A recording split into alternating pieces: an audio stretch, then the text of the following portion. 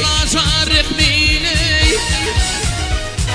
ey Hudayım rehmine ver gariplerin halına, hiç mağfil kalma versin azap edip halına.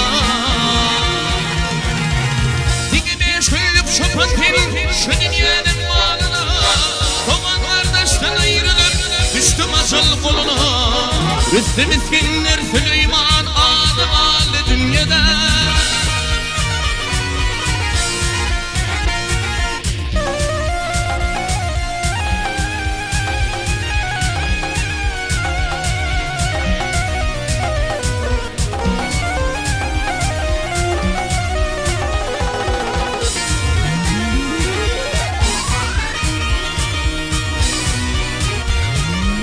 Şu dünyada yağmurlar, şu dünyada yağmurlar, o dünyada uğrarlar. Bilgelinler şaynak kalıp toy tomaşa gelirler. Bir yetimin hakkını ahirette bilirler. Yine rıfka eyleyip vay, ilk burnun bilirler. Akıl etsin hak bilir, o dünyada bu dünyada.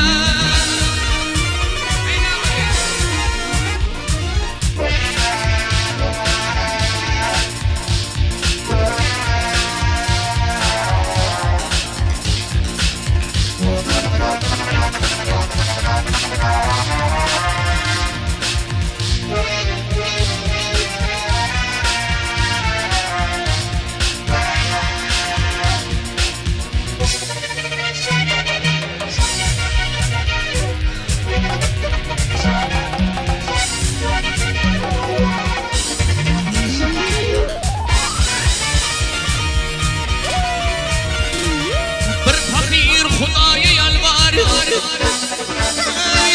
fakir Hudaya yalvar, minne birden yok değil. Yine bir beyim vardı, minne oğlu yok değil. Yine bir oğlu var, minne bacım yok değil. Yine bir şükür Hudaya medenine haklı yerler, hak işetse hak bilir, o dünyada bu dünyada.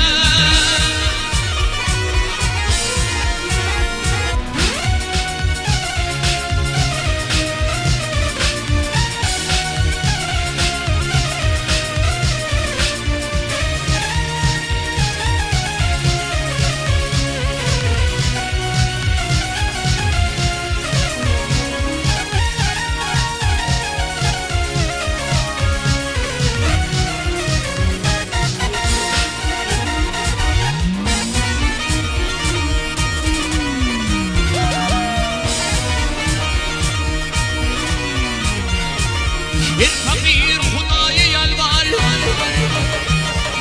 bir fakir Hudaya yalvar, minik kiretin değil. Bir fakire bir firmiler, minik kiretin değil. Bir bedel gıydal kumtalar, minik haritin değil. Mantımını ey Hudaya beyni tereliyim. Dokudun idini vedip, geçin var ve dünyada.